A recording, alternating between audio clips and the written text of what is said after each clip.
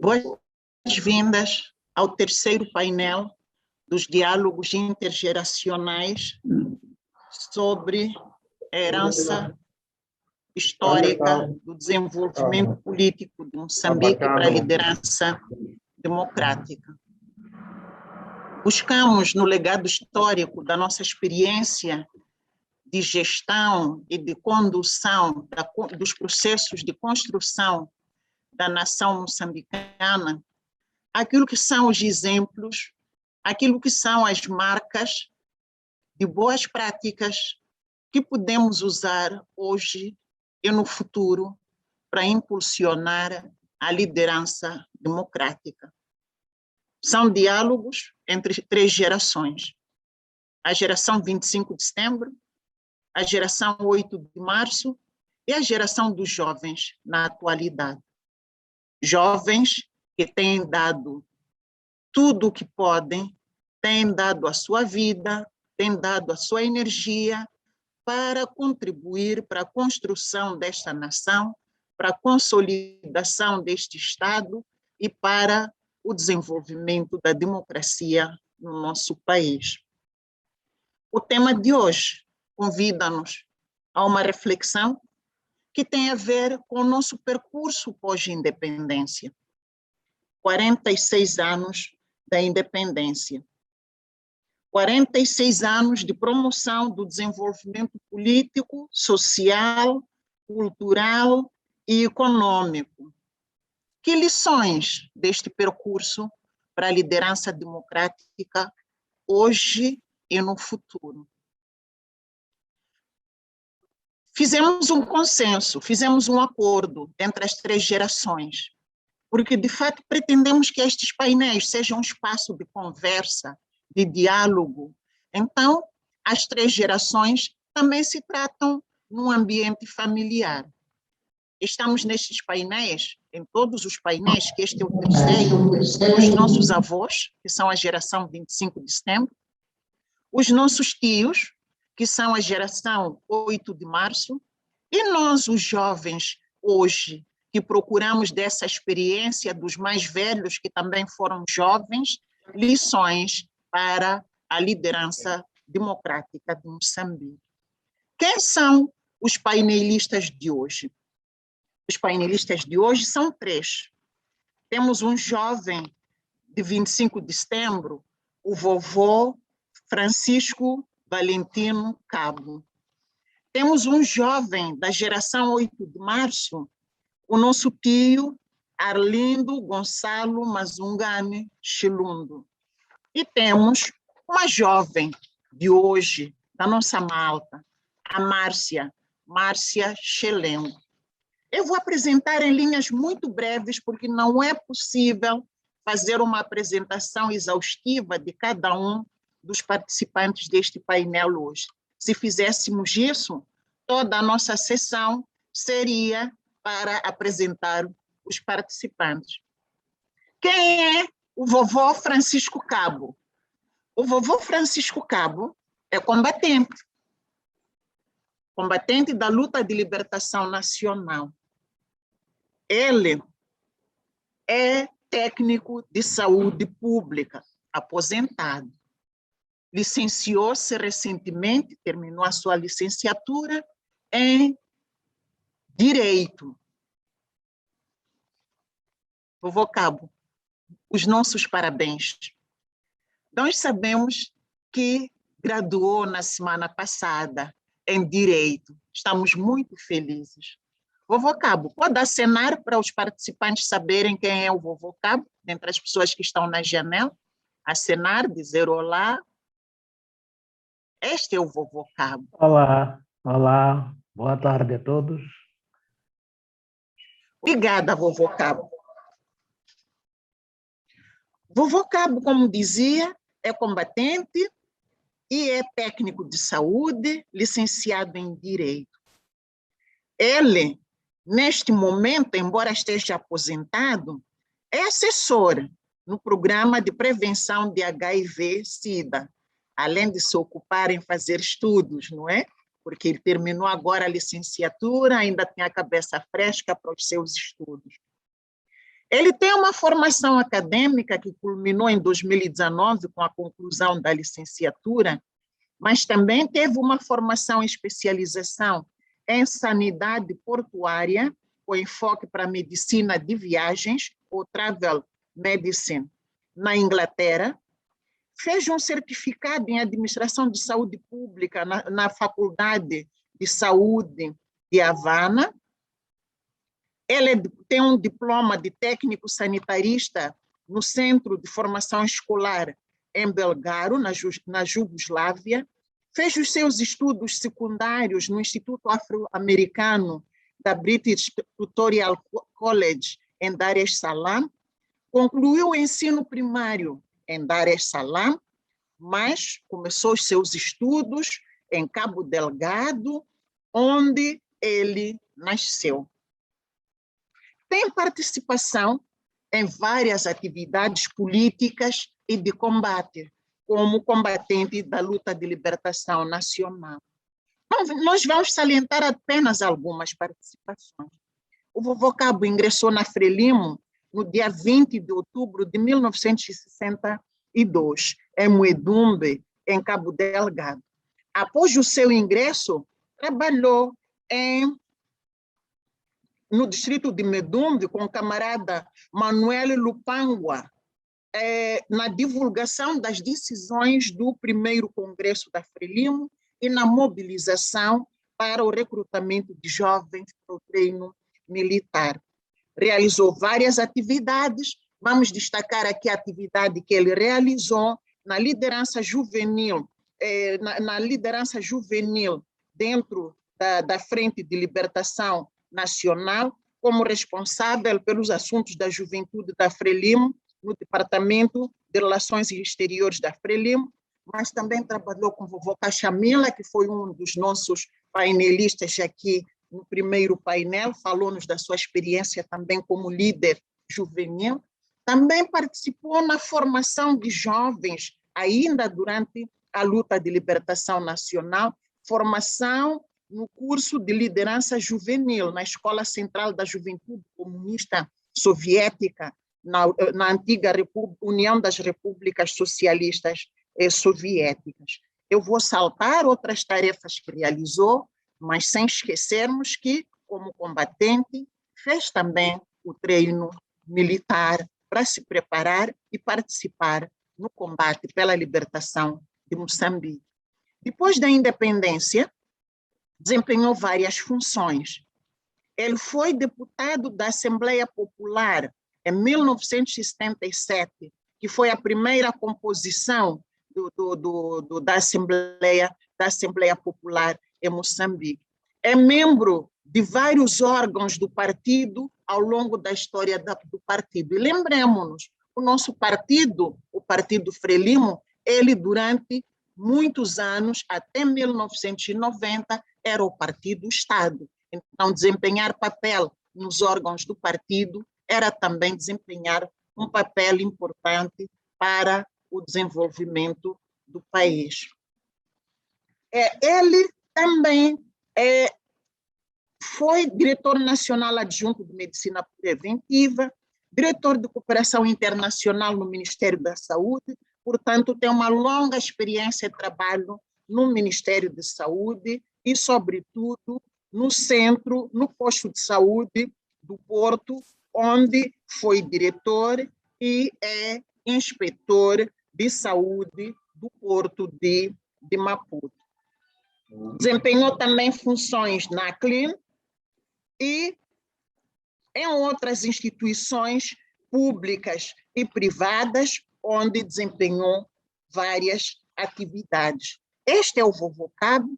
É o vovô Cabo que tem uma experiência longa de liderança, desde jovem, como jovem de 25 de setembro, e é dessa experiência, principalmente focada no depois da independência, no percurso dos 46 anos da independência, que nós vamos ouvir o vovô Cabo hoje.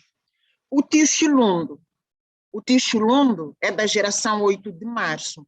O tio Chilundo é professor, doutor pela Universidade de Minnesota.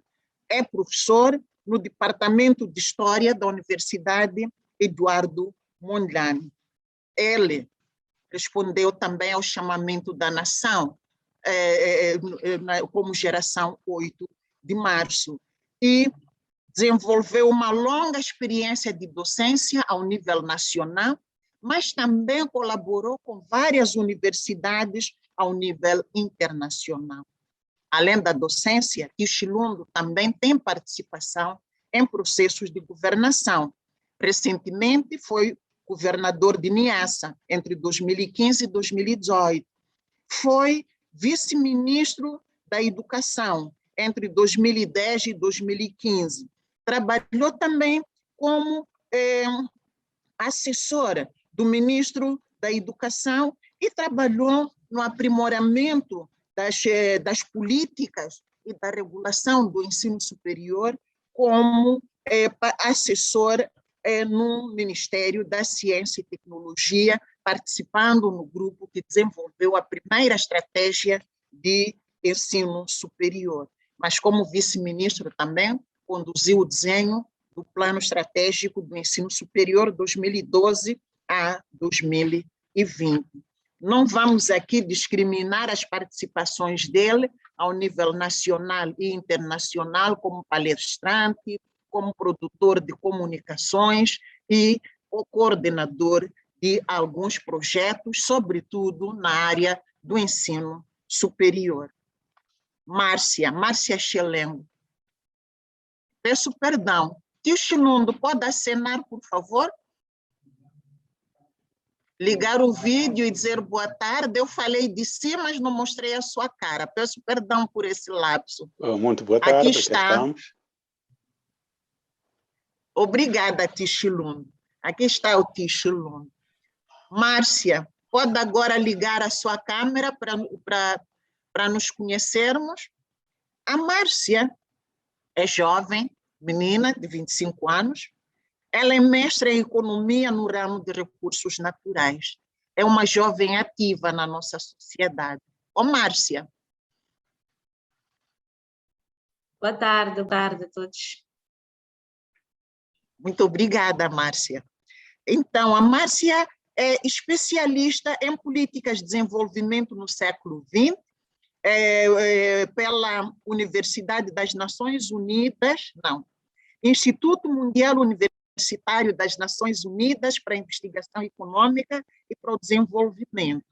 E é licenciada em Engenharia Agronômica pela Universidade Eduardo Mondlane.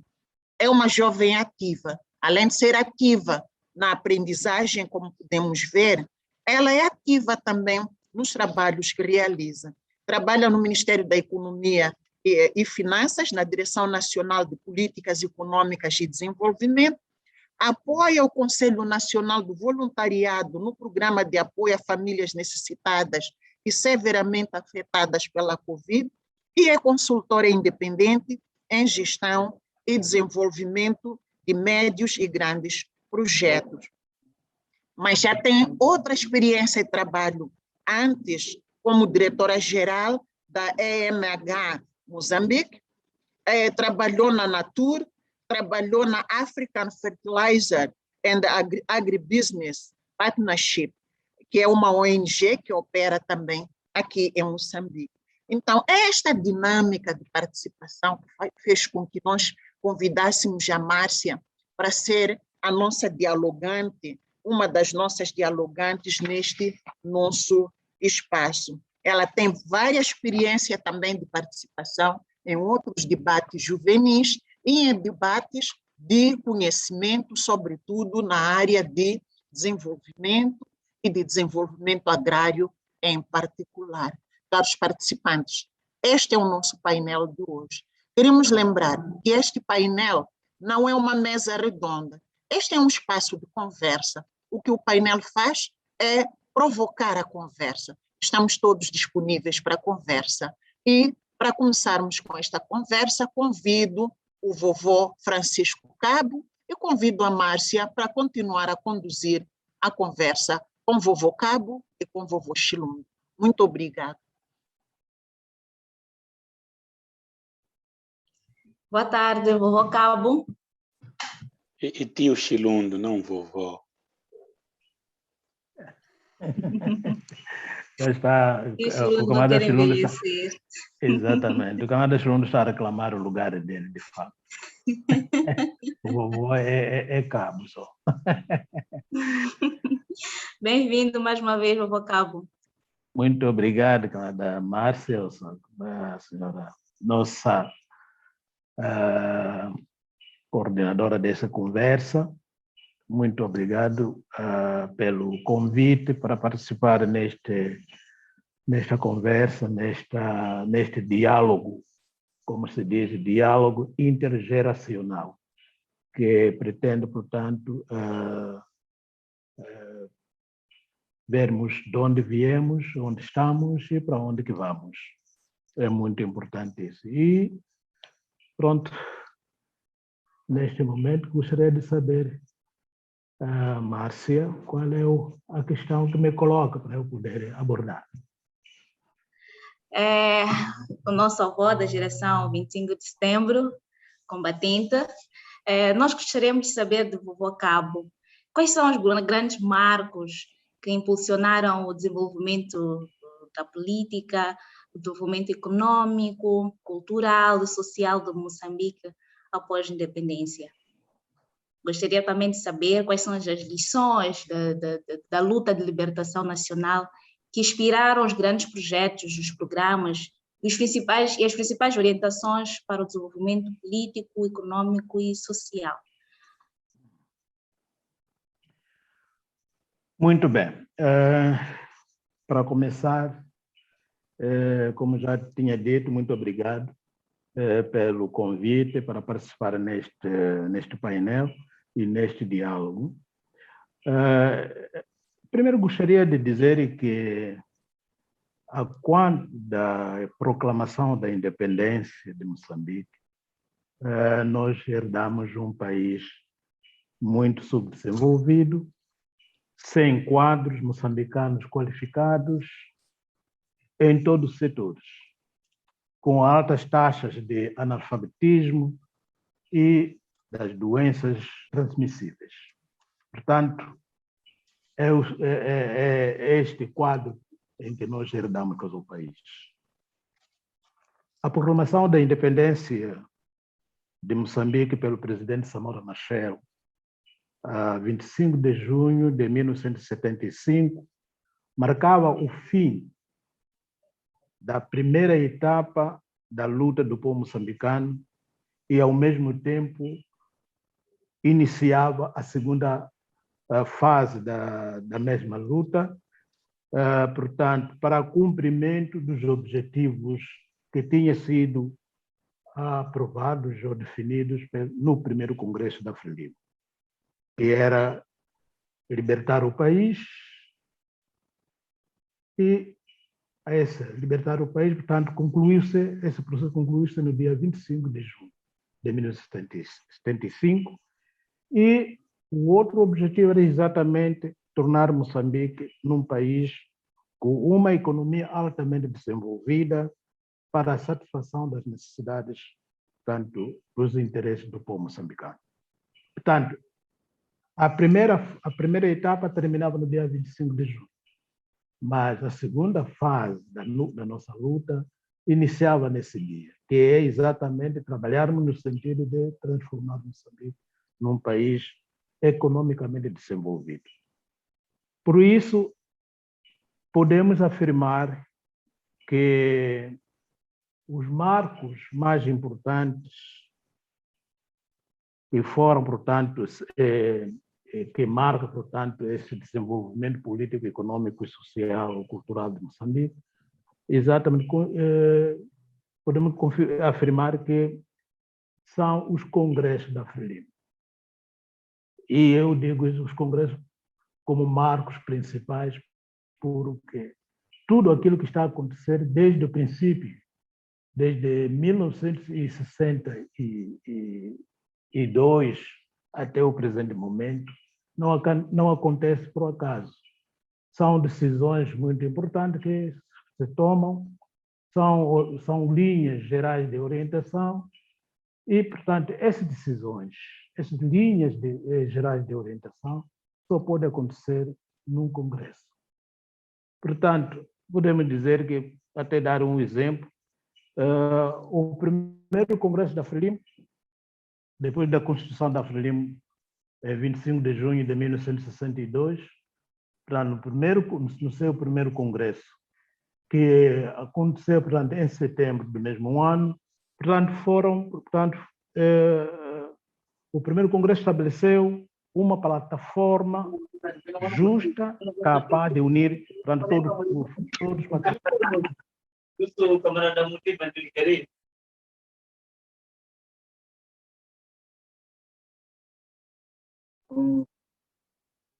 Vovô Cabo, pedimos para abrir o micro, fechamos sem querer. Pedimos para abrir o micro. Pedimos para abrir o micro. Vovô Cabo. Ok, já estão a ouvir? Sim, perfeitamente. Okay. Obrigado. Portanto, dizia que os grandes marcos, para mim, são os congressos da Frelimo. Então, estive a falar sobre o primeiro congresso, que estabeleceu, portanto, uma plataforma justa, capaz de unir todos os patriotas moçambicanos. E isto, portanto, esse congresso nós chamamos Congresso da Unidade Nacional.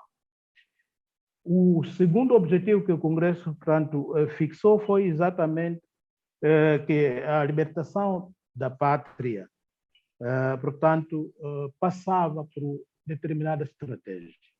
Portanto, exatamente porque nessa altura já sabíamos que não era possível conversar com os portugueses, mas a estratégia que passava, portanto, a única forma de alcançarmos a independência era desencadear uma luta armada de libertação nacional. E esse primeiro congresso também definiu com clareza quem era o nosso inimigo e qual era a estratégia de combater esse inimigo. Portanto, digo eu que tudo aquilo que aconteceu do primeiro congresso até hoje, portanto, são esses marcos principais que nos apresentam, portanto, que podemos dizer que são os marcos que galvanizam o nosso processo de desenvolvimento.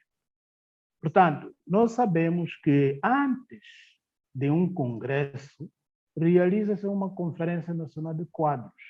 Nós todos sabemos. Em preparação, portanto, do congresso. Por que essas conferências nacionais de quadros são importantes? São importantes porque quem participa nessas conferências são quadros nacionais. Não são só membros do Partido Frelimo, mas são quadros que se encontram a desempenhar funções em todos os setores. Até os camponeses, operários, professores nas universidades, nas escolas, profissionais da saúde, portanto, todos participam nessas conferências. O objetivo dessas conferências é exatamente colher as sensibilidades de cada um dos setores em que as pessoas representam nessas conferências. E essas sensibilidades são ideias daquilo que deve ser a governação futura do país. Portanto, essas conferências recolhem essas ideias e essas ideias são trabalhadas e são formuladas e tornam-se, portanto, propostas de teses para o Congresso. E são ideias discutidas a partir da base até o topo. Portanto, são documentos muito importantes que vão para o Congresso. E o Congresso, por sua vez, estudando essas ideias que os quadros apresentaram, os quadros do país apresentaram, portanto, transforma essas ideias, portanto, num manifesto, portanto, eleitoral do partido. E uma vez, portanto, votado esse manifesto, portanto, o manifesto se torna, portanto, transforma-se num programa de governação do país. Por isso mesmo eu digo que os congressos são os marcos que impulsionam o desenvolvimento econômico, político, social, cultural, portanto, do país. Portanto, nós não buscamos ideias de qualquer maneira. Portanto, juntamos todo o povo através dos quadros para definir exatamente as ideias da governação. Portanto, para mim, as ideias importantes, portanto, esses marcos importantes são os congressos. Porque são os congressos que nos permitem compreender, exatamente compreender o que o sentimento de coisa da população através dos quadros. São esses congressos que nós compreendemos a necessidade de desenvolver os programas direcionados para o desenvolvimento do país. E a Márcia me coloca outra questão, que lições da luta de libertação nacional inspiraram, portanto, os projetos, programas e quais são as principais orientações para o desenvolvimento político, econômico, social e cultural de Moçambique. Portanto, qual é a experiência que nós temos a partir do Código da Luta de Libertação Nacional? Eu estou a falar isso assim rapidamente, porque o nosso tempo é muito limitado. Quando falamos das lições de luta de libertação nacional,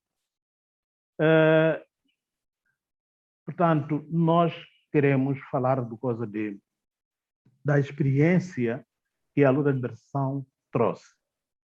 É muito importante recordar que a luta de libertação nacional foi um processo que forjou um homem novo. Portanto, foi um processo que forjou um homem novo. E esse homem novo trabalhou, aqui nós, portanto, posso citar por que é esse homem novo que eu estou a falar.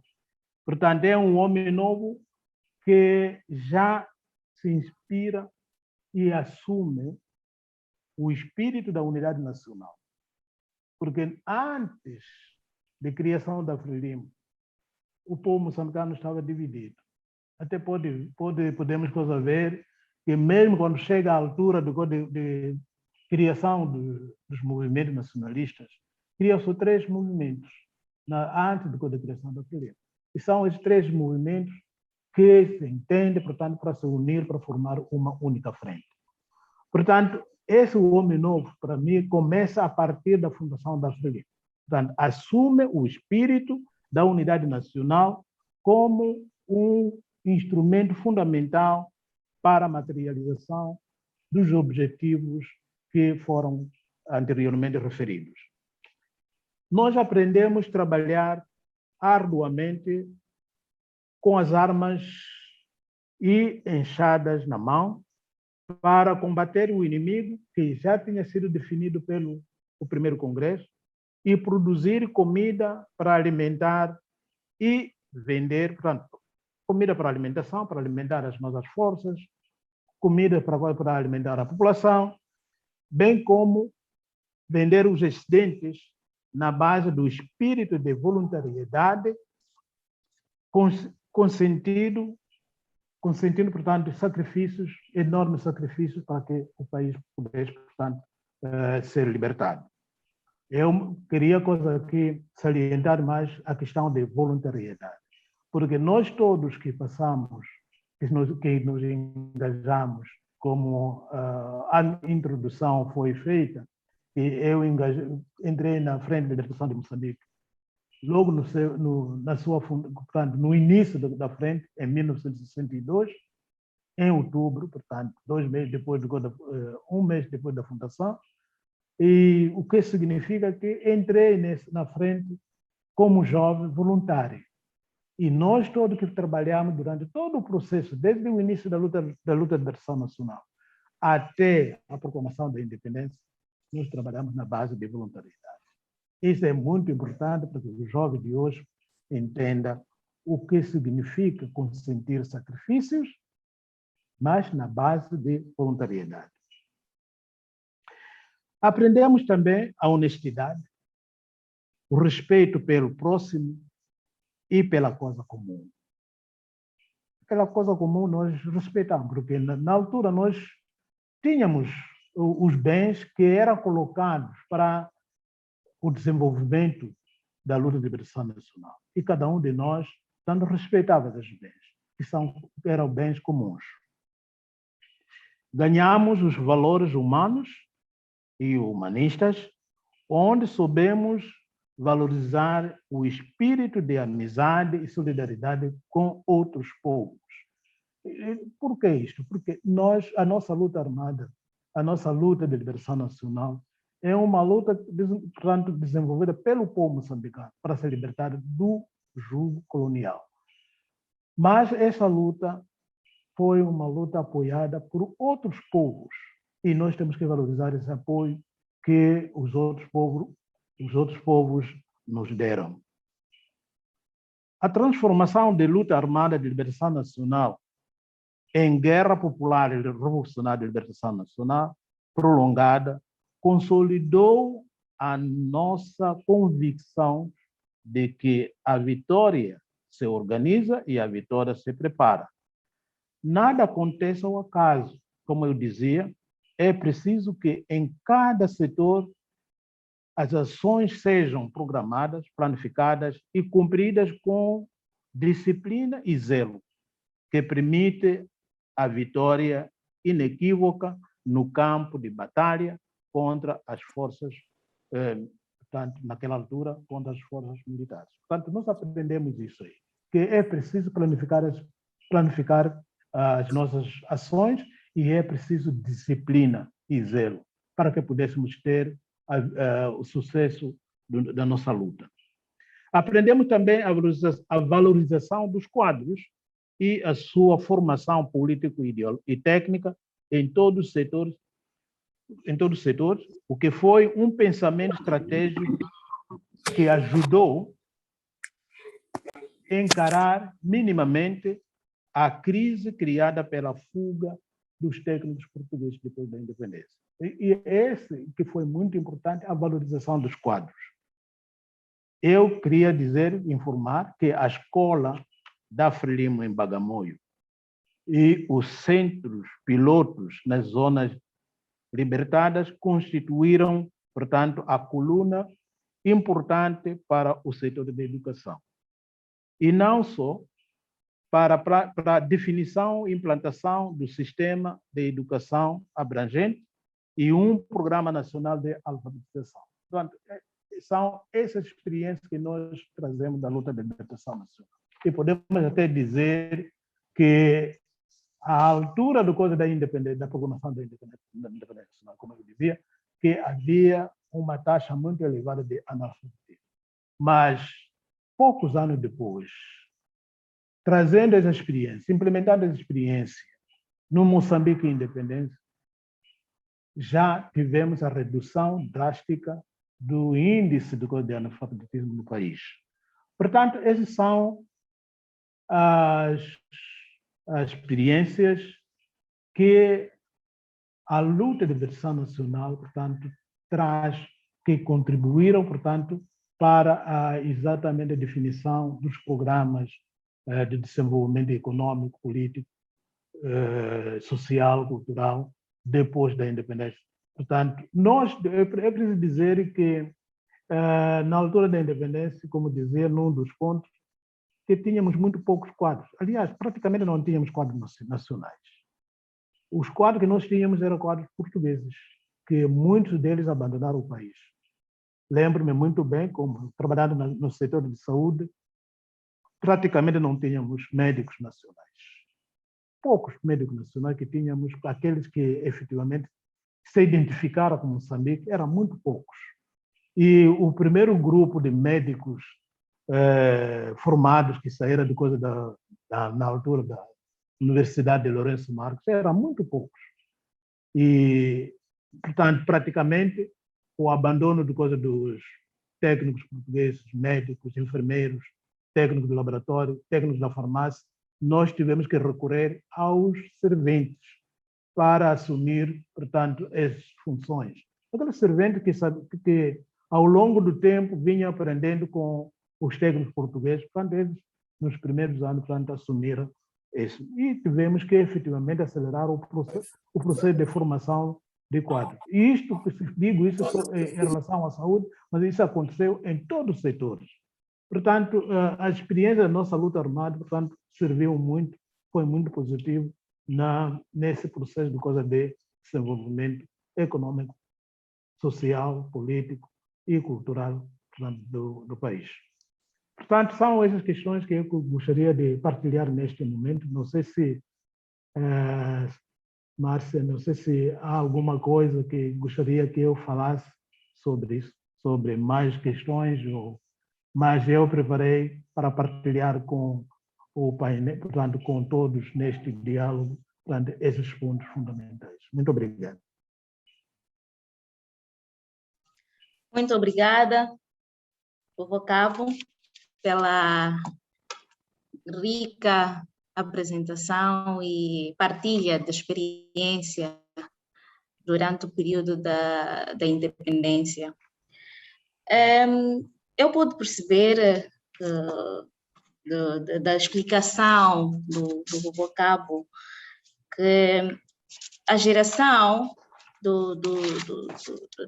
da geração 25, o principal foco ou a principal lição que nós podemos obter é o voluntarismo dos jovens, que foram movidos pelo amor à pátria, pela disciplina da época, pela vontade de ser livre do colonialismo, pelo alto sentido de direito ao patriotismo, autodeterminação, e bem como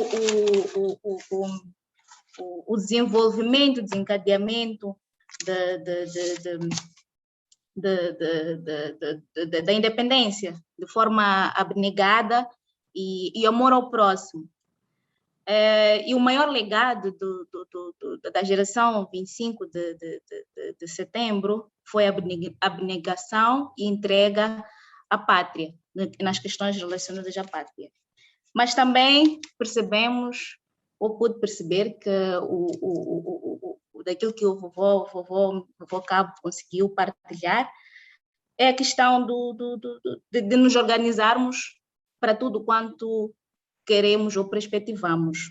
A necessidade dos jovens, a necessidade de todos garantirmos que haja um preparo inicial no que tange aos objetivos que são traçados para o desenvolvimento do país.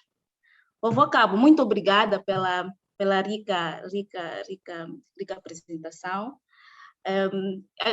Para a questão de gestão do tempo, vamos passar as perguntas para o final e gostaríamos de ouvir agora o tio Chilundo, não é vovô Chilundo, o tio Chilundo, sobre aquilo que são os grandes marcos que impulsionaram o desenvolvimento político, econômico, social e cultural de Moçambique pós-independência, e qual foi o papel que desempenhou a geração 8 de março para a liderança nos projetos, dos programas, materialização das principais orientações para o desenvolvimento do país a nível político, econômico, social e cultural de Moçambique.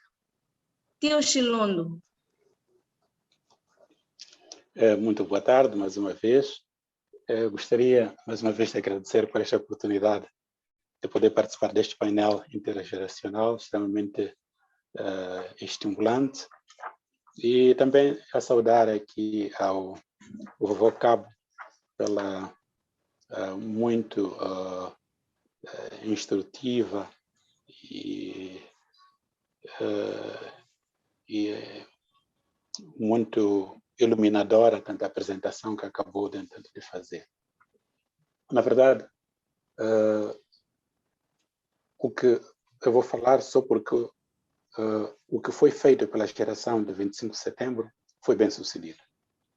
Sem a geração 25 de setembro, sem esse voluntarismo, sem essa dedicação, sem essa abnegação, sem essa entrega total, não teria havido, portanto, a geração 8 de março. A geração 8 de março é consequência, portanto, do sacrifício da geração 25 de setembro.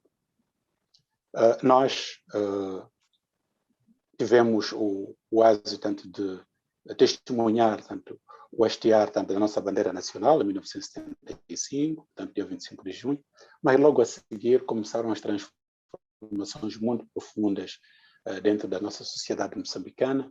Basta aqui recordar, por exemplo, as nacionalizações do dia 24 de julho de 1975, que depois, no ano seguinte, em 1976 também, no princípio do ano, tanto continuaram.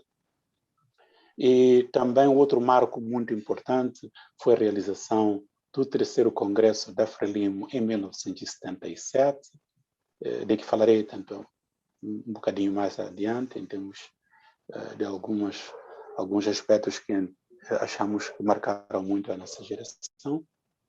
E também um outro marco extremamente importante foi a aprovação e a adoção do programa, do plano prospectivo indicativo, PPI, que visava a liquidação do subdesenvolvimento e a construção das bases do socialismo ao longo da década de 1980, 1990, portanto 81, 90.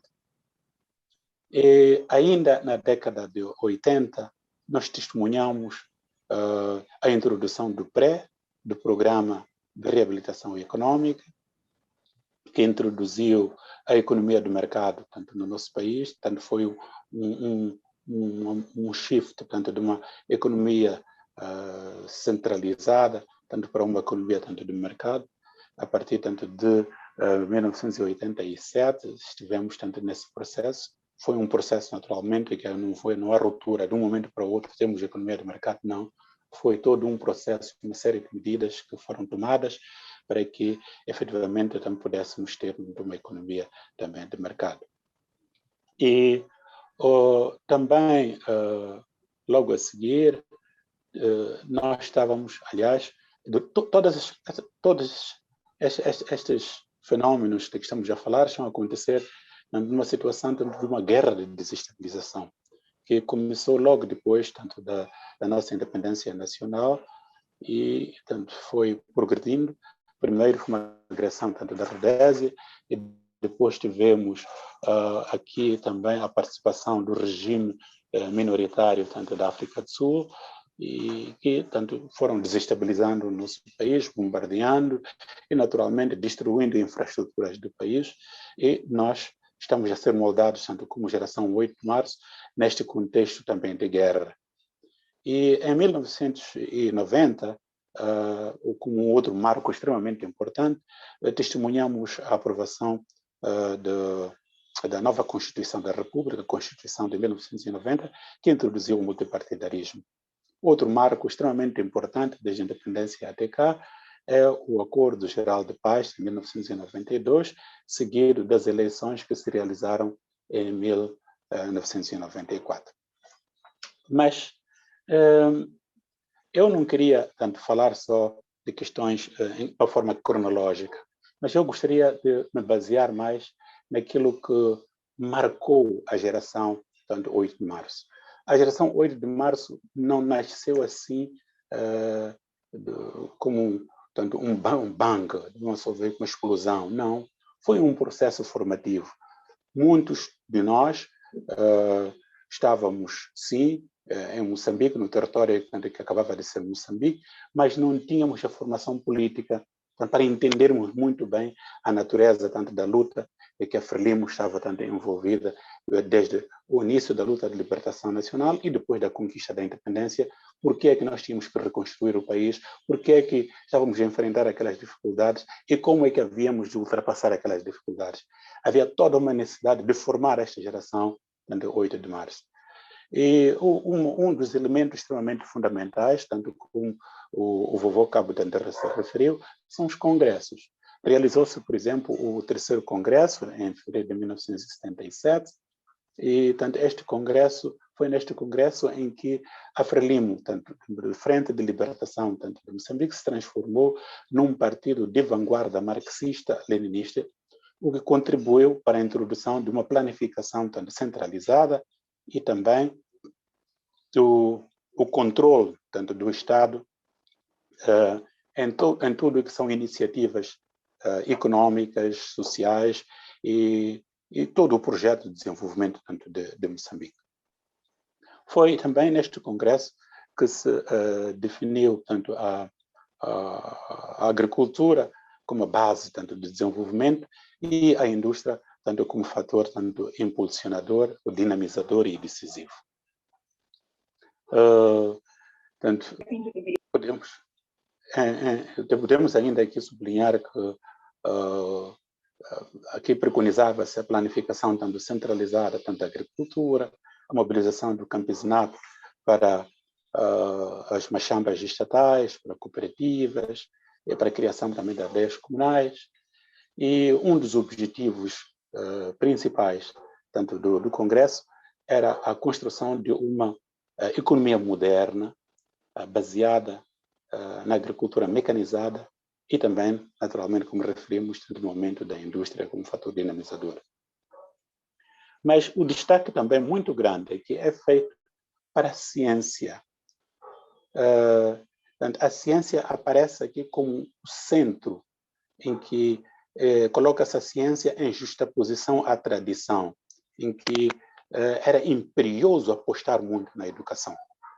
Portanto, a tradição que já vinha durante a luta de libertação nacional, como o Vovô Cabo se referenciou, dentro da questão da educação, ela tanto foi aqui, ao nível nacional, tanto expandida, e que havia toda uma necessidade de assegurar que moçambicanos, onde havia mais de 90% de analfabetismo, tanto para que moçambicanos pudessem estudar e também, ao mesmo tempo, lutarmos contra o analfabetismo, de tal maneira que pudéssemos ser atores fundamentais e sujeitos do nosso próprio desenvolvimento. Havia, como dissemos, toda uma necessidade de se massificar tanto a educação. Aí é sobre esse aspecto tanto que gostaria de me deter um bocadinho mais, porque há um livrinho tanto do presidente Samora Machel. Onde desativamos ali?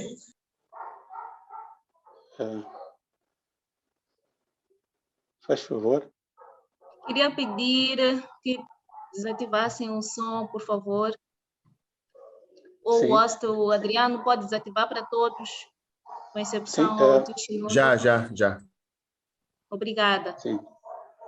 Como eu ia dizendo, eu queria me centrar nos próximos minutos aquilo que eu considero tanto o elemento fundamental que marcou muito a geração 8 de março, em várias vertentes.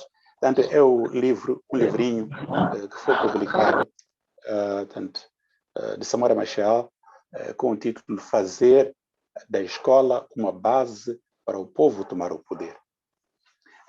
Este livrinho havia sido publicado já antes, em 1974, durante praticamente a derradeira fase da luta de libertação nacional, mas foi reeditado em 1979 e foi inseminal no sentido de que nós, tanto da geração 8 de março, aprendemos muito dentro deste documento, é aquilo que havia de guiar a todos nós no esforço tanto pela reconstrução tanto nacional. Aquilo que o Vovô Cabo se referenciou sobre a questão do voluntarismo, da dedicação, tá? Nós também fomos bebendo aqui deste documento. Por exemplo, no prefácio da publicação de 1979, dizia-se, permita-me que eu cite, após a vitória da luta de libertação nacional sobre o colonialismo português e a conquista da independência, a Frelimo colocou nas mãos do povo o direito à educação com a nacionalização das escolas e do ensino no país. Esta medida criou as condições para a democratização da educação para o exercício real do direito ao ensino, direito conquistado pelo povo moçambicano. E ainda continua, para combater a fome, a nudez, o subdesenvolvimento, para materializar os direitos conquistados com sangue e sacrifício, as massas populares devem apropriar-se dos conhecimentos científicos e técnicos. Só a educação generalizada permite ao povo moçambicano desenvolver a sua personalidade e afirmar a sua cultura nacional. Então, bem, isto aqui era um enunciado extremamente importante de que a educação era a chave para o desenvolvimento socioeconômico do país e também a chave para a democratização do país. Não é possível construir uma sociedade democrática, na altura era uma democracia popular, portanto, sem que houvesse a educação. Por isso mesmo, tanto este documento vem lá a enunciar a importância primordial tanto da educação. E grande parte da geração tanto de 8 de março, tanto houve uma parte tanto que foram tanto para reforço do nosso exército, portanto, na altura construiu-se a Força Aérea, construiu-se tanto a Marinha de Guerra e também, naturalmente, o próprio Exército, recorrendo, portanto, a alguns elementos, portanto, da geração 8 de março. Mas, para além disso, nós vemos também, nesta geração 8 de março, um grande segmento que está na educação. E é aqui na educação, por que a educação? Porque só através da educação será possível formar quadros para todas as outras vertentes. Só através da educação nós havíamos nos afirmar como uma nação moderna, assim como o Congresso, por exemplo, havia definido. Só com a educação é que podíamos conquistar a ciência e a técnica, como se dizia na altura, para podermos tanto desenvolver a nossa pátria. Portanto, e este livrinho trazia outros elementos extremamente importantes em termos da estruturação da forma tanto de pensamento de toda uma geração. Por exemplo, falava-se em algum momento da luta contra os complexos como uma luta entre o velho e o novo. Este é um assunto extremamente importante, agora pode parecer ser trivial, mas na altura não era. Nós tínhamos aqui, este livrinho apelava, portanto, para que houvesse uma luta sem quartel, tanto contra os complexos de inferioridade e de superioridade, contra o complexo do veteranismo e também a falta tanto de experiência. Por que isto aqui? Porque nós tínhamos uma situação em que tínhamos jovens, muitos jovens, que tinham alguma formação acadêmica, tinham o 5º ano ou tinham o 6º ano, e aqueles que tanto foram abrangidos pelo 8 de março, no 6º, 7º ano, estavam nessa altura, mas eram muito jovens. E outros estavam no 5º ano, que acabavam de fazer o 5º ano, e também muito jovens, mas tinham algum conhecimento científico. E são esses que foram transformados também em professores. Passavam tanto por uma formação tanto psicopedagógica muito rápida e tinham que ser professores. E haviam de ser professores, muitas vezes ficamos professores de cidadãos, com cidadãos que eram mais velhos. E justamente este documento aqui ajudava-nos a combater esses complexos de que eu mais velho, eu sou veterano, como é que um miúdo deste aqui pode ensinar a mim? E também a questão dos complexos tanto de inferioridade em justaposição à superioridade. Portanto, aqui pretendia-se que houvesse camaradagem e que houvesse o espírito de militância de todos aqueles que estavam engajados numa luta comum pela reconstrução tanto nacional. E aqui o professor e o aluno são apresentados como militantes, portanto, desta causa do desenvolvimento nacional, da reconstrução nacional. Aqui apelava-se tanto à essência de que o professor, tanto como militante, tanto devia ser aquele que, pelo seu exemplo e ensino, contribui para a formação de uma nova mentalidade tanto do aluno. Naturalmente também que o aluno também como militante, ao estudar, cumpre uma tarefa, dizia-se tanto no documento, permita-me que eu cite aqui, o aluno militante, ao estudar, cumpre uma tarefa que lhe foi confiada pelas massas para as servir. Nele, não pode existir a obsessão mitológica do diploma, a esperança dos altos salários e privilégios, a noção de que faz parte de uma elite de futuros governantes. Portanto, aqui apelava-se à humildade.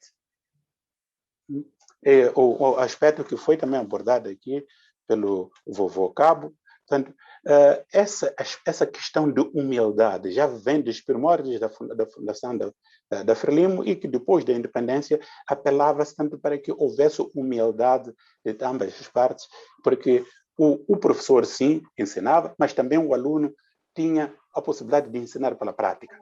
Há muitas coisas que ele tinha vivido na prática, alguns alunos tanto mais crescidos na prática e tudo, e que tinham uma forma tanto de transmitir algum conhecimento também. Apelava-se, portanto, tanto a esta humildade. E também olhava-se tanto para a escola como um centro democrático. Este é um aspecto extremamente importante, uma vez que estamos a falar aqui tanto na consolidação da democracia. Tanto a escola é vista aqui como um centro democrático, porque aqui tanto os alunos, tanto como os professores, estão tanto numa mesma trincheira, em que havia uma contradição dialética entre eles, mas em que todos aprendiam, uns aprendiam dos outros, de uma forma tanto dialética. E esta tanto transformava-se, portanto, a escola também numa espécie de um centro tanto democrático. E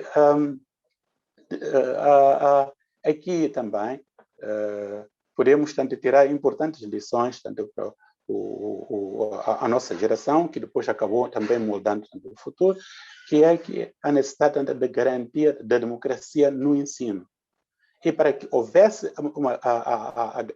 a democracia tanto no ensino, era necessário tanto que houvesse a massificação da educação. E que as massas tanto laboriosas também elas pudessem ter acesso à educação.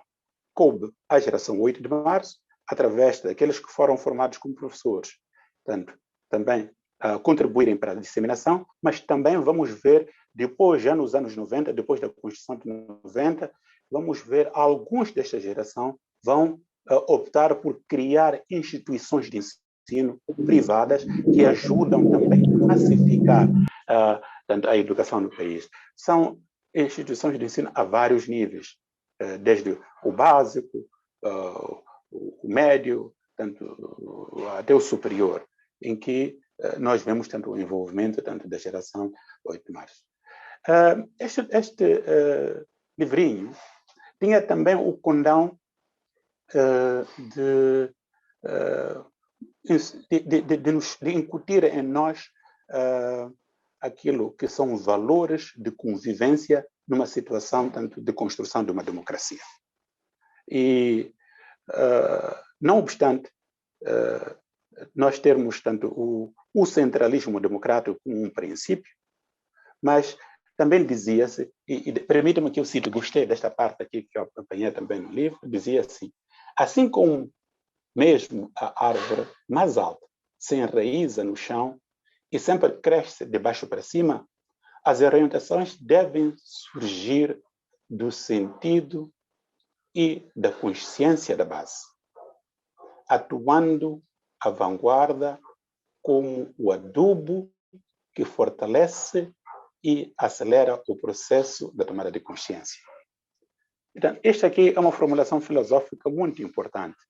Não obstante falarmos tanto aqui do centralismo democrático, não podíamos de maneira nenhuma estarmos numa situação em que o centro sempre determinasse e tomasse decisões tanto para a base. Era importantíssimo auscultar as bases, escutarmos o que as bases tanto pretendiam e depois, naturalmente, é que se tomavam tanto decisões.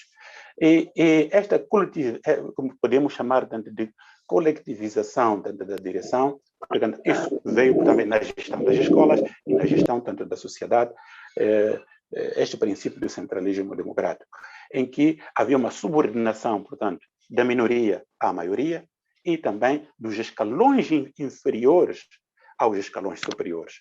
Mas era imperioso sempre ouvir as bases, porque sem o efeito, sem que se ouvisse as bases, a árvore mais frondosa que fosse, ela podia secar. Era necessário tanto ouvir as bases, porque são as bases que regam esta árvore toda, tanto do poder democrático. E também este livro tanto foi extremamente importante em termos da concessão daquilo que se chamava a construção, a criação tanto do homem novo. Esta criação do homem novo estava intimamente associada também à construção de uma nova sociedade, uma sociedade livre de exploração do homem pelo homem, uma sociedade de valores. E aqui tanto o vovô falou de vários valores aqui, questão de honestidade, voluntarismo, tanto valorização tanto dos quadros e por aí em diante. Então, é que esta nova sociedade devia tanto se construir tanto numa base também da transformação do homem, tanto num processo em que nós tínhamos que transformar tanto o homem moçambicano em um homem novo que combatesse a exploração do homem para o homem, um homem novo que promovesse a emancipação da mulher, um homem novo que lutasse tanto pela igualdade, tanto perante as oportunidades, que lutasse tanto pelo desenvolvimento equitativo, tanto do país, um homem novo que não fosse egoísta, mas que devia ser o último nos benefícios. Portanto, esses são ensinamentos extremamente importantes que nós podemos encontrar neste livro. E este livro aqui, na verdade, como disse no princípio, acabou moldando muito do que é o pensamento filosófico e da atuação desta geração, tanto do 8 de março. Relativamente tanto ao papel desempenhado pela geração 8 de março, eu acho que também fui abordando, mas devo repetir aqui de uma forma sucinta que a geração 8 de março, tanto como disse, tanto promoveu a educação, tanto como professores, gestores tanto educacionais, também como empreendedores, criando tanto escolas e por aí em diante. Também foi instrumental na gestão econômica e social do país, através tanto da gestão de empresas, que, como disse o vovô Cabo, haviam sido abandonadas, era necessário gerir essas empresas. E alguns, tanto desta geração de 8 de março, com a formação que tinham, foram os que garantiram tanto a gestão dessas empresas abandonadas tanto pelo colono, muitas delas, e foi possível tanto garantir que o país não colapsasse. E também esta geração tanto deu a contribuição ao pegar o testemunho dos libertadores da pátria e ao juntar-se também aos libertadores da pátria na luta pela defesa da nossa soberania. Como me referi tanto antes, alguns elementos desta geração de 8 de março tanto foram treinados em países amigos fora, tanto para a Força Aérea. Foi então que passamos a ter uma Força Aérea no país, uma Força Aérea poderosa, e tivemos também a Marinha de Guerra, tivemos um exército poderoso, e foi com esse exército que foi possível defendermos a nossa soberania contra os ataques tanto da Rodésia, da África do Sul, e também de desestabilização tanto que aconteceu tanto contra o nosso país. E só para fechar, já ver que já falei muito, que lições tanto dos 46 anos, tanto da independência. Eu diria que as principais lições que nós podemos aqui encontrar é que devemos continuar a lutar pelo fortalecimento e reforço da unidade nacional. Sem a unidade nacional, Moçambique não existiria. Foi graças à unidade nacional que Moçambique tanto existiu, e foi graças também à unidade nacional que foi possível defendermos tanto a nossa soberania. E por isso mesmo, apostando também na unidade nacional, será hoje possível desenvolvermos um país único e indivisível, um país onde as oportunidades devem ser iguais para todos os moçambicanos. E aqui, ao mesmo tempo, ao lutarmos pelo reforço da unidade nacional, devemos também, naturalmente, lutarmos contra todos os ismos, o tribalismo, o localismo, o regionalismo e também, naturalmente, o racismo. Estamos agora com um desafio muito grande de descentralização do nosso sistema de governação. Mas esta descentralização do nosso sistema de governação deve, ao mesmo tempo, continuar tanto como um mote, tanto continuar a lutar contra o localismo, contra o tribalismo, porque se esses elementos, esses ismos nos ofuscarem, nós vamos perder o norte. É a essência daquilo que é a moçambicanidade. E a nossa moçambicanidade depende, portanto, da unidade nacional. Há toda também uma necessidade de continuarmos a apostar tanto na massificação da educação de qualidade e relevante. sublinho aqui, de qualidade relevante. Não basta só termos tanto uma formação e exibirmos diploma. Recordem-se de uma das passagens que nós vimos lá, tanto do documento que do Samora Machel fazer da escola, tanto uma base para o povo tomar o poder, em que nós dizíamos que não devemos, lá se dizia que o aluno não se deve guiar só pelo intuito de ter o diploma. Há outros valores que tem que ter. O diploma é um elemento, sim, mas tem que se esforçar mais em ter conhecimentos relevantes para o desenvolvimento do país. E não só em ter tanto o diploma. Tem que se lutar pela qualidade e para que ele seja um cidadão que vai fazer serviços, vai fornecer serviços à sociedade de qualidade. É importantíssimo também que se dedique tanto e nada de plágio.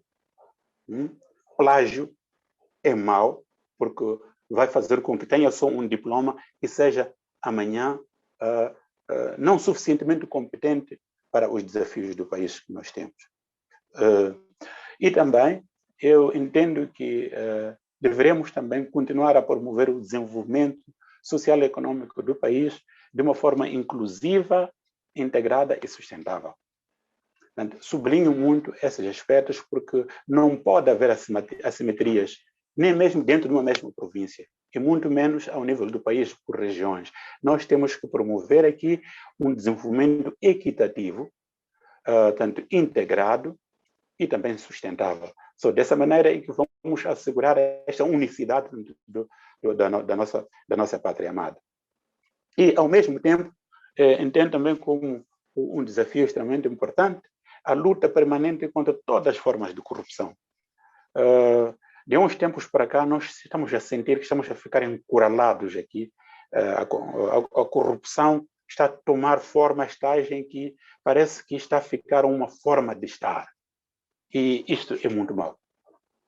Nós temos que lutar, portanto, continuar a lutar, todos nós, como sociedade, todas as gerações, 25 de setembro, 8 de setembro, tanto a geração tanto dos jovens de hoje, a lutarmos todos contra este mal, a corrupção, porque com a corrupção não poderemos de maneira nenhuma promover tanto o desenvolvimento tanto do país.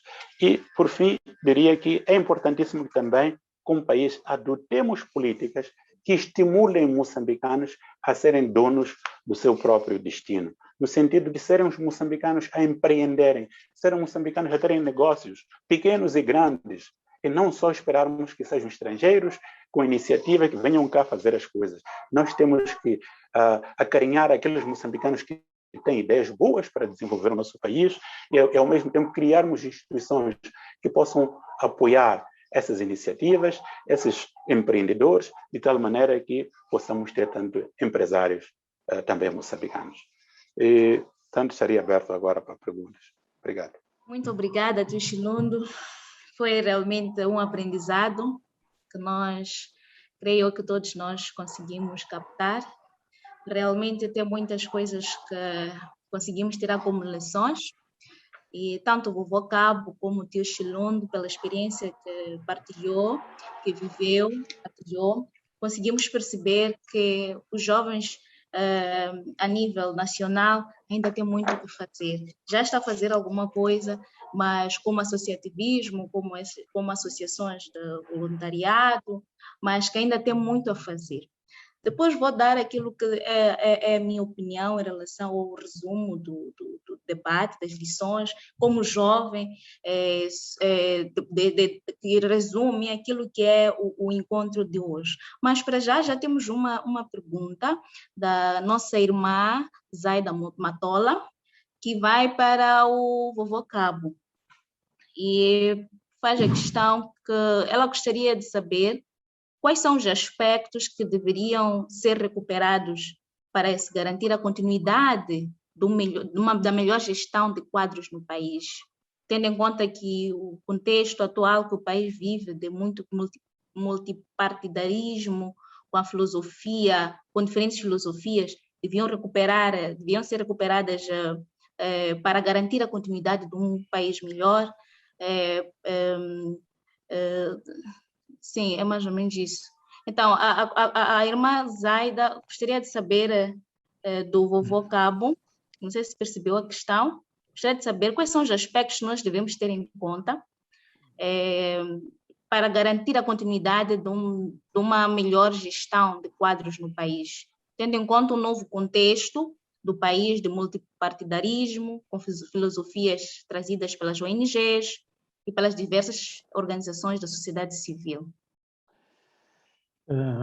Muito obrigado. Eu já tinha visto a pergunta no chat.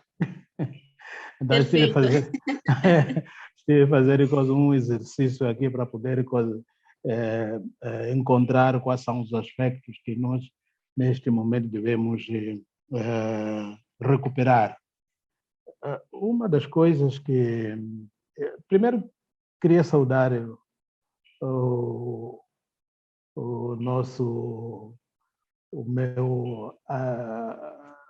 meu irmão, meu camarada Arlindo Chilundo, pela belíssima apresentação que ele fez, porque ele começou a sua apresentação a partir exatamente do dia 25 de junho de 1975.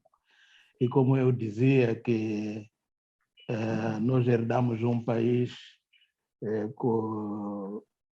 muito subdesenvolvido, onde havia falta de quadros e mais outras situações, mas precisamente os quadros. E eu dizia que era um dos aspectos que nós tínhamos, era a valorização de quadros. De facto, a geração 3 de março surge na sequência dessa situação de falta de quadros. E como podem saber, que a luta da libertação nacional, portanto, o tempo da luta da libertação nacional, a Frelimo esforçou-se em formação de quadros. Mas, naquela altura, a dimensão do país que estávamos a herdar, portanto, esse número de quadros que a Frelimo formou não era suficiente. Por isso mesmo era necessário, portanto, embarcar nesse projeto de formação de quadros. Mas formar quadros, de onde que vinham esses quadros? Então, a geração do meu camarada Chilundo, que muitos deles estavam nas escolas. Né? Muitos deles estavam nas escolas. Tiveram que interromper os estudos para responder o chamamento da pátria. Portanto, essa geração exatamente vem nesse âmbito. Por isso mesmo, um dos valores dos aspectos que acho muito importante resgatar é exatamente essa questão do espírito de patriotismo. Os jovens de hoje devem ter esse espírito de patriotismo. Porque tudo aquilo que nós falamos anteriormente, que o nosso irmão Chilundo falou também, portanto, não é possível se nós não tivermos esse espírito de patriotismo, quer dizer, sermos patriotas, amarmos o nosso país, sermos capazes de gostar de sermos livres, fazer as coisas por nós mesmos, como dizia, darmos a oportunidade para os moçambicanos, para que sejam os moçambicanos a gerir tudo aquilo que é importante para o desenvolvimento do país. Isso é muito importante, portanto, a questão de patriotismo é muito importante. Eu digo isso, patriotismo, não quero coisa a ver se o fulano vem ou tem uma cor política diferente de mim, mas desde que ele seja patriota. Porque para ser diferente de mim em termos de cor política ou a cor partidária, significa que ele assumiu, portanto, esse espírito de patriotismo, porque ele não não vai ser, as suas ideias não vão ser diferentes de ser um patriota. Portanto, é muito importante essa questão que temos que resgatar. Também é muito importante a questão de respeito pelo bem comum. O Arlindo falou muito bem quando ele abordou a questão de corrupção no país. Nós, durante a luta armada, como dizia, durante a luta de liberação nacional, até os primeiros anos da independência, houve grande respeito pelos bens públicos. Essa questão de corrupção, nunca tivemos muitos casos. E os poucos casos que surgiam na altura, imediatamente se tomava medidas corretivas e medidas punitivas para que as pessoas pudessem, portanto, não ter, portanto, o hábito de aproveitar-se das oportunidades que tinham nas suas posições de trabalho. Portanto, era muito importante resgatarmos essa questão, porque essa questão de corrupção está a corroer com o país, está a corroer, portanto, todo o tecido social do nosso país. Só estamos a acompanhar neste momento o julgamento que está a decorrer neste momento. O que é isto aí? É exatamente o que estamos a ver, que o nosso país foi lesado. E quem vai pagar tudo isso somos nós todos. Mas por causa de um bando de pessoas que engendrou, portanto, o processo de corrupção e criou uma grande crise para o país. E nós perdemos reputação, não só dentro do país, mas também a nível internacional. E perdemos nossos parceiros de desenvolvimento do país, perdemos, portanto, os financiamentos, precisamente por causa desse bando de malandros que fizeram um projeto, o projeto que era muito bom, mas mais tarde desviaram tudo aquilo que era para a materialização do projeto. Portanto, esse espírito de respeito pelo bem é muito importante que seja resgatado, que os jovens de hoje, portanto, assumam isso como um dos elementos muito importantes para o seu trabalho, para o desenvolvimento do país e, precisamente, para o desenvolvimento daquilo que nós pretendemos da democracia. E, portanto, a democracia implica isso, a honestidade, sermos honestos e a necessidade de prestação de contas. Tudo aquilo que nós fazemos, temos que prestar contas. Tudo aquilo que o Estado nos coloca à nossa disposição para desenvolver, portanto, a nossa atividade, é preciso, portanto, que no fim possamos dar, portanto, ou prestar as nossas contas.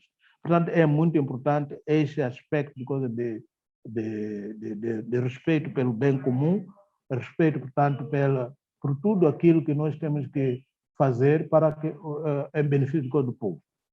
E também é preciso resgatar a questão de respeito entre nós próprios. Isto tem a ver com exatamente essa questão de governação descentralizada. O Chilondo disse muito bem, colocou muito bem, que essa descentralização não deve significar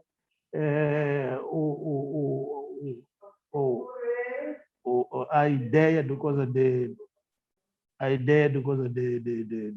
localismo, a ideia de ser só pode ser os locais que devem ocupar esse ou aquele lugar. Não.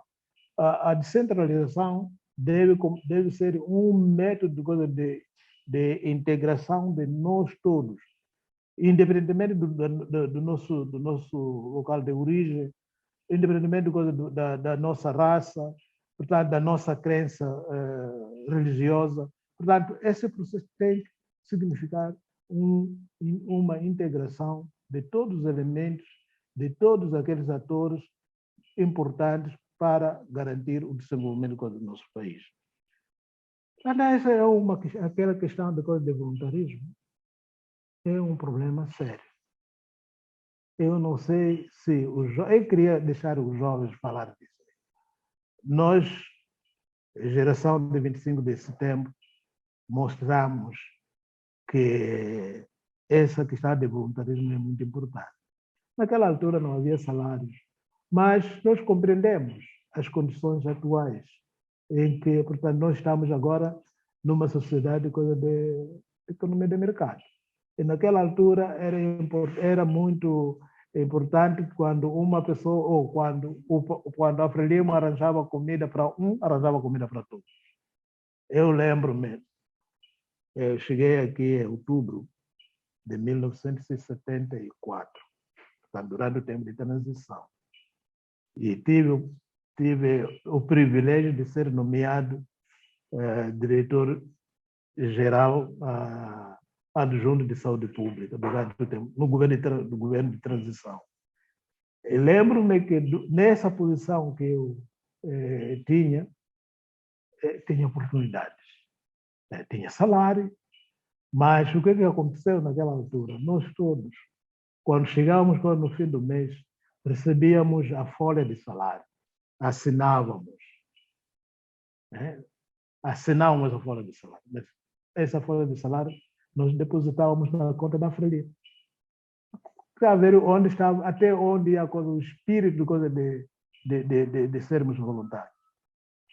Ninguém ficava com o seu salário. Portanto, depositávamos na conta da Frelimo para que as coisas fossem, portanto, para que os nossos rendimentos servissem para todos. Portanto, é preciso, neste momento em que estamos nessa economia de mercado, no multipartidarismo, não sei o quê, é preciso que o voluntarismo tenha outras formas. Eu posso ser voluntário a partir do lugar onde estou a trabalhar. Posso contribuir da forma como eu posso contribuir. Portanto, posso ser voluntário tirando um pouco de mim para canalizar a uma instituição que precisa, que se dedica a apoiar outras pessoas. Portanto, em situações de emergência, nós podemos ser voluntários. Se eu sou engenheiro, pode dizer, ok, eu vou tirar tantas horas para participar num projeto de recuperação da zona afetada pela inundação. É uma forma de contribuir. Se eu sou médico, pode dizer, bom, se não posso, devido à minha ocupação, posso dizer, pô, não posso sair dessa, mas eu vou tirar um dia do meu salário para apoiar a atividade que é necessária para apoiar os necessitados. Portanto, há várias formas de ser voluntário, não somente voluntarismo físico, mas outras formas de coisa que nós podemos. E neste momento eu gostaria de saudar os jovens. Saudar os jovens de hoje, que estão a assumir exatamente aquilo, a herança, estão a assumir a herança, aquilo que, estão a assumir aquilo que nós começamos a fazer. É só dos jovens em todos os setores. Hoje, quando vamos para uma instituição, quem está lá é um jovem. Portanto, exatamente essa questão daquilo que nós podemos ver agora dos 46 anos da independência. Aquilo que o Fundo elaborou muito bem.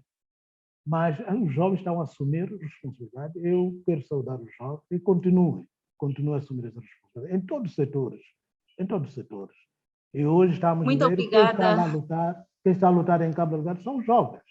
Portanto, quero saudar-vos e dizer que, por favor, continue a assumir e valorizar os ganhos, os efeitos dos combatentes da luta de liberação nacional para que essa pátria seja a mesma pátria de moçambicanos. Muito obrigado. Muito obrigada, Vovô Cabo. Realmente deixou aqui uma explicação também exaustiva e que deu para compreender e deu aquilo que são diretrizes para o jovem seguir a partir de agora. com pequenas experiências e exemplos sobre o que cada um de nós pode fazer como jovens.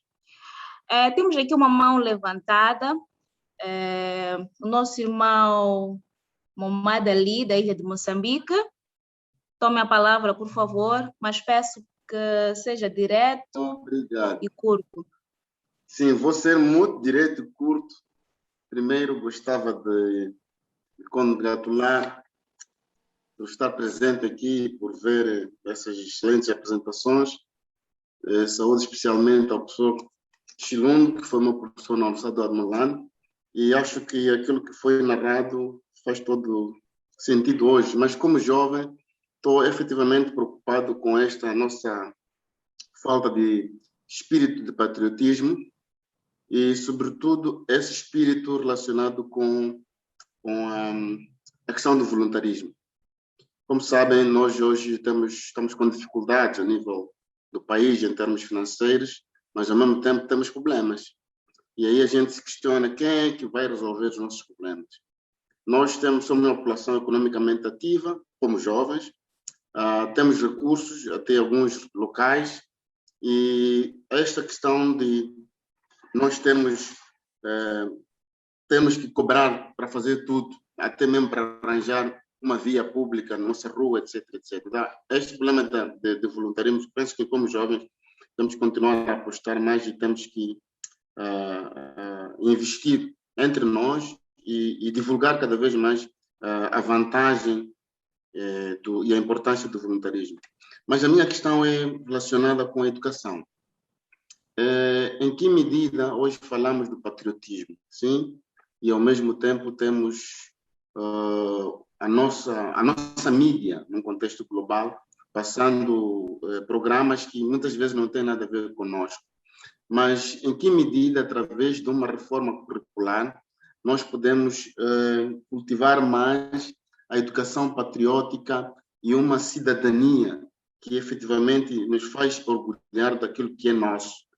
Essa é a questão. Penso que é uma questão política, mas ao mesmo tempo é uma questão de ver os nossos centros de formação. Estou a falar de formação de docentes, formação de enfermeiros, etc, etc, que muitas vezes as pessoas estão lá para ter os diplomas, mas não têm vocação e muitas vezes não entendem que ser colocado em Mandimba, ser colocado em Balama, é também uma forma de participar no processo de desenvolvimento do país e não necessariamente esperar o final do mês para ganhar um salário ou fazer cobranças às populações que acorrem a esse serviço. Então, como é que nós podemos criar iniciativa de reforma curricular no sentido de fazer com que os jovens que se formam em diferentes áreas, primeiro formem-se por questões vocacionais, mas ao mesmo tempo formem-se com um espírito patriótico. Muito obrigado. Obrigada, nosso irmão, camarada Mohamed Ali. Temos aqui mais uma outra questão, vou colocar logo as duas, da nossa irmã Zaida Matola, que acho que essa questão é mesmo para o tio Chilundo, geração 8 de março, sobre das várias políticas econômicas adaptadas após a independência, o PPI tinha sido definido como guia de ação e instrumentos fundamentais para a construção de uma economia socialista relativamente desenvolvida. O que é que terá falhado, pela experiência que o vovô Cabo, o tio Chilundo tem, o que é que acham que terá falhado para os objetivos previamente traçados? Temos aqui duas questões, acho que pode se anotar. Temos também o nosso irmão Pedro Musenga. Por favor, Pedro. Muito boa tarde, camaradas, jovens, também a todos que nos ouvem de várias plataformas. Quero saudar primeiro essa iniciativa de formação de jovens capazes de mudar este país.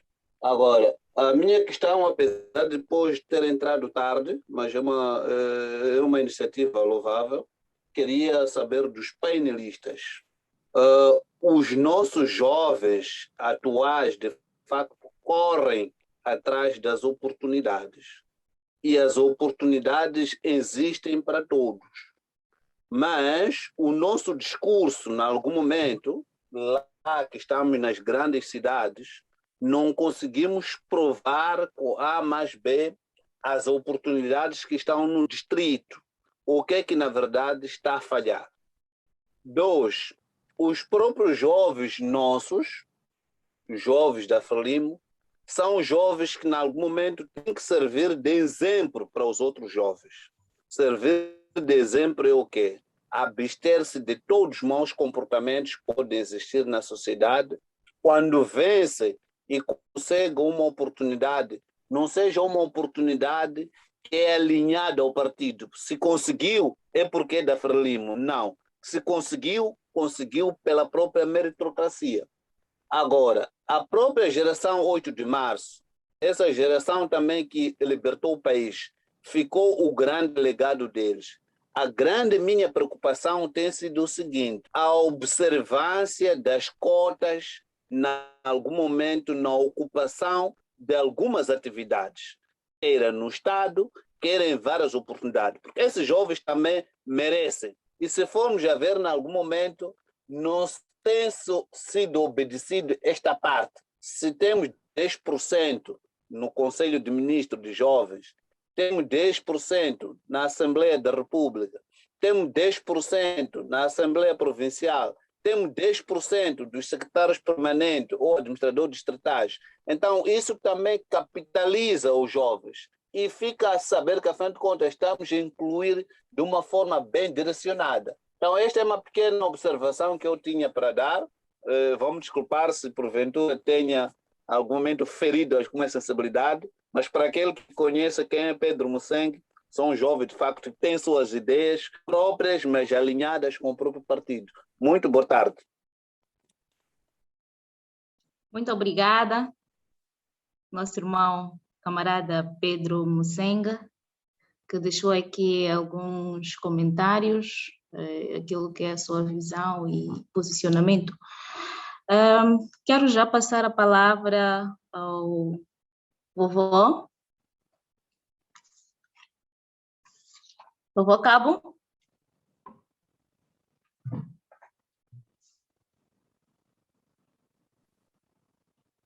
Muito obrigado.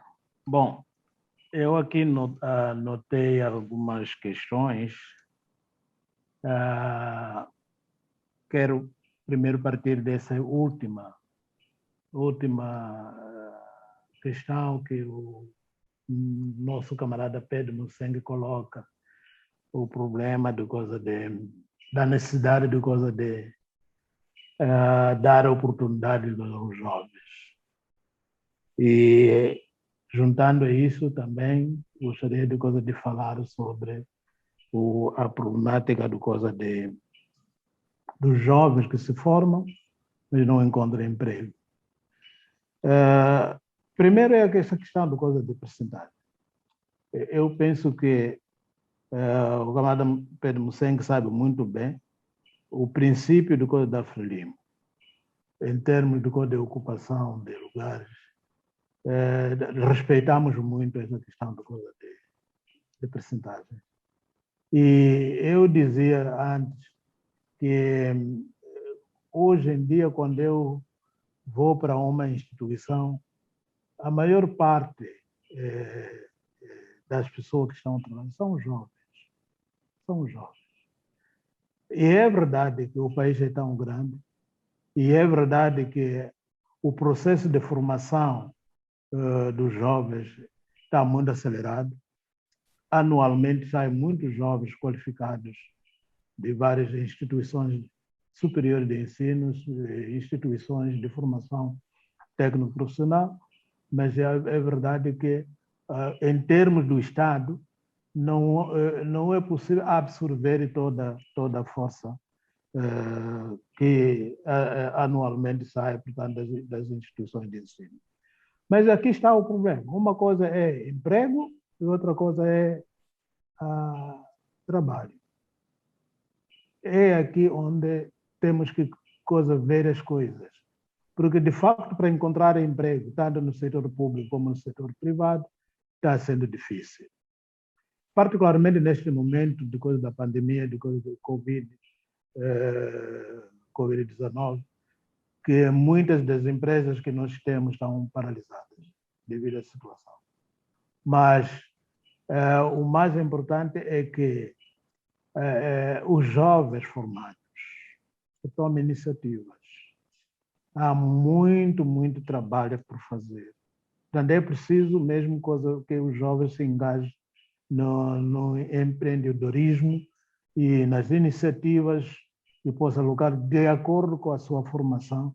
Eu ouvi o camarada Chilundo, quando estava a falar, que dizia que a maior parte dos jovens de 3 de março são esses, depois da independência, que começar a constituir coisas, criar coisas, escolas privadas, não sei o que, essas coisas todas. Portanto, são iniciativas dos jovens para encontrar o trabalho, para encontrar o emprego. Portanto, é muito importante essa questão de empreendedorismo que o jovem deve ser.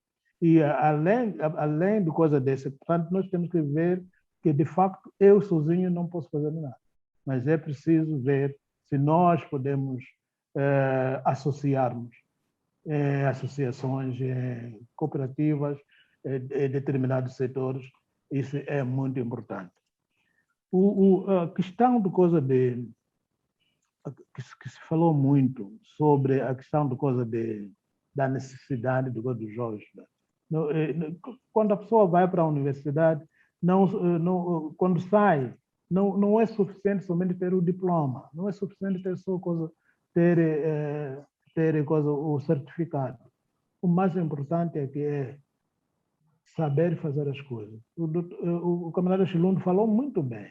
É preciso que, quando as pessoas estão na formação, tem que saber que estou na formação para dominar a ciência, para dominar a tecnologia, e que isso aqui vai me ajudar para o desempenho das minhas funções. Portanto, é muito importante. Eu queria, nesse momento, referir-me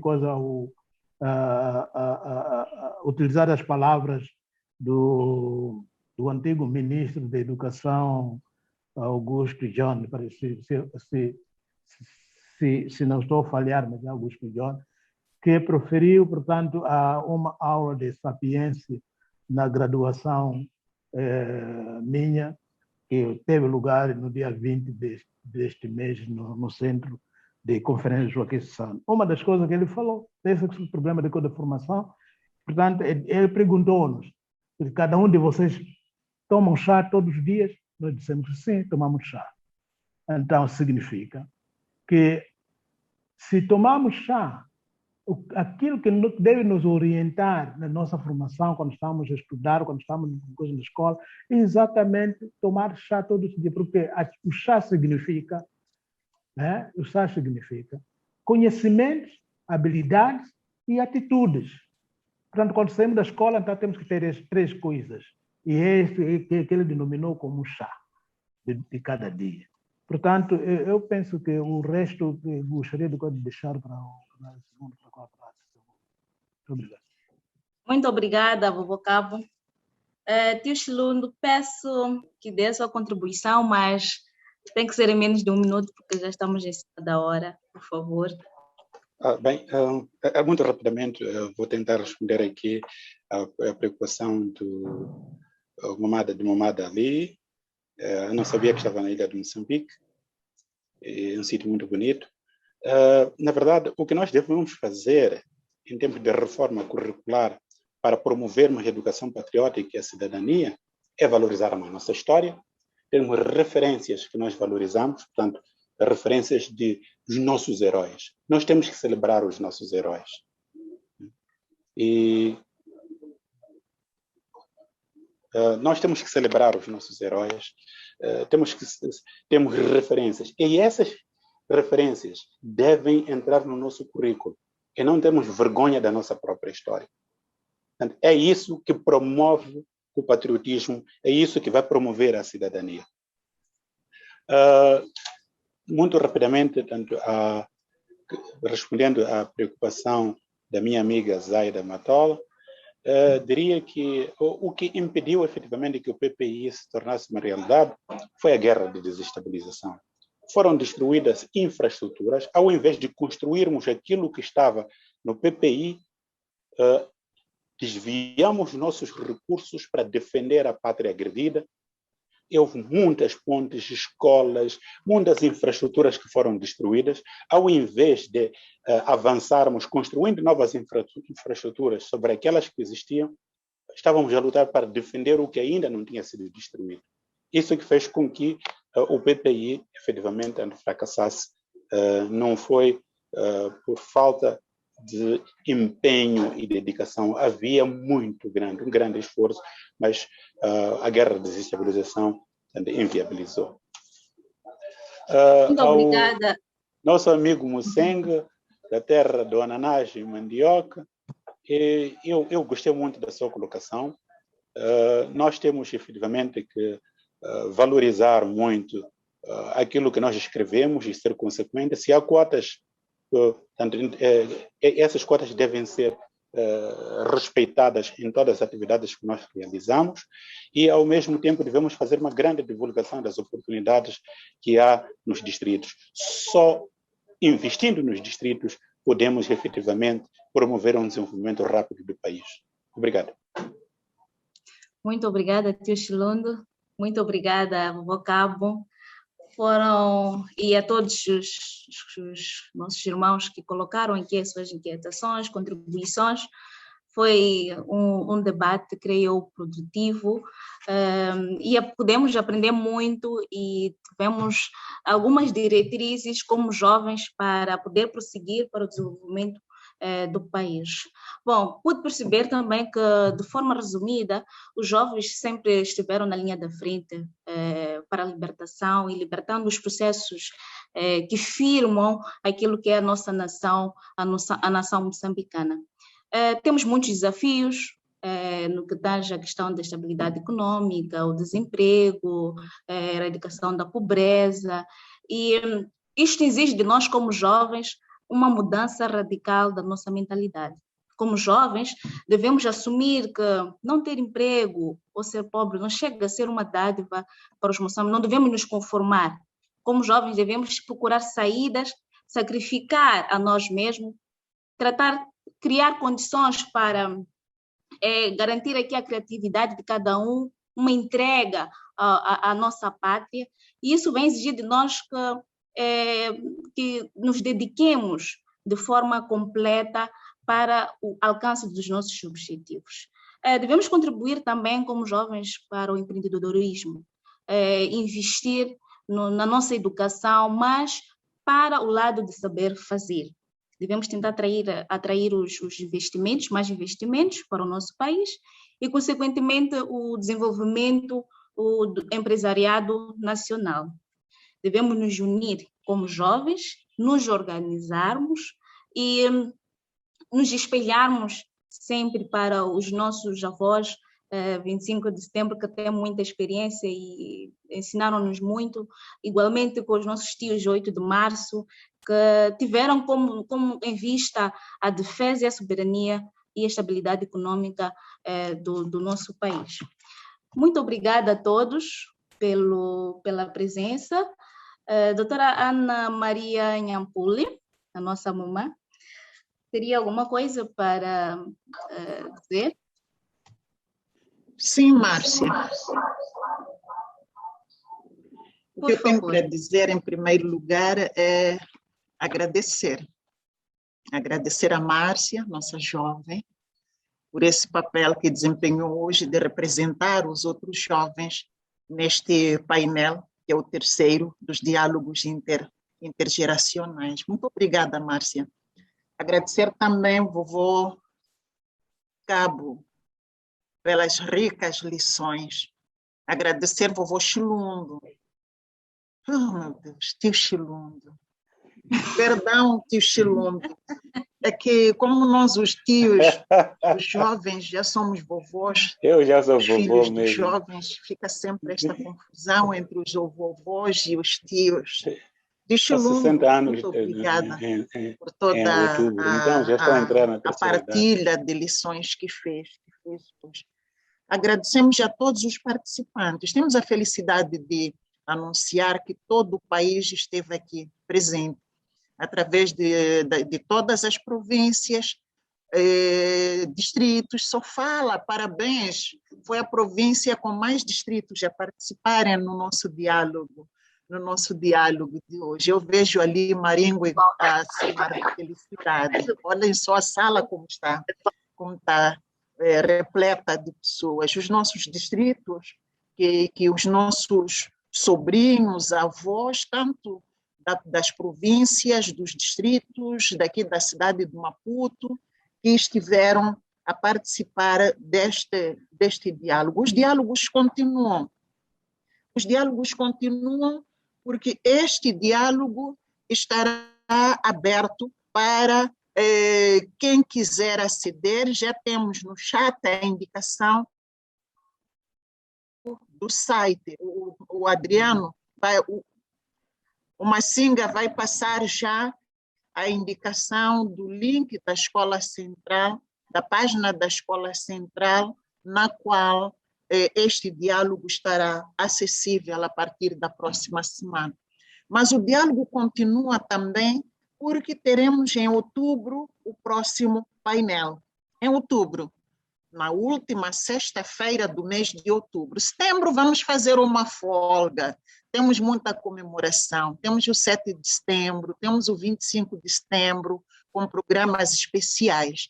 Então, vamos fazer uma travagem aos diálogos no mês de setembro, mas na última sexta-feira de outubro, cá estaremos com um diálogo sobre a participação da mulher no desenvolvimento político, econômico, social e cultural de Moçambique. Lições para a liderança democrática. Estaremos com uma avó, estaremos com uma tia e estaremos com um jovem. É surpresa, vamos anunciar quando os dias estiverem próximos. E, mais uma vez, a Escola Central do Partido Frelimo e a Fundação Frederic Ebert agradecem o fato de terem dedicado o vosso tempo para estarem conosco nestes diálogos intergeracionais. Deixem-me verificar se o nosso tutor, porque nós somos tutorados, somos Escola da Frelimo, e temos o Departamento de Formação e Quadros, Assuntos Parlamentares e Autárquicos, que é a nossa tutela. Secretário Mucanhé, está no ar para nos dizer umas palavras de despedida, de encorajamento, ou até criticar se nós tivermos cometido alguma falha.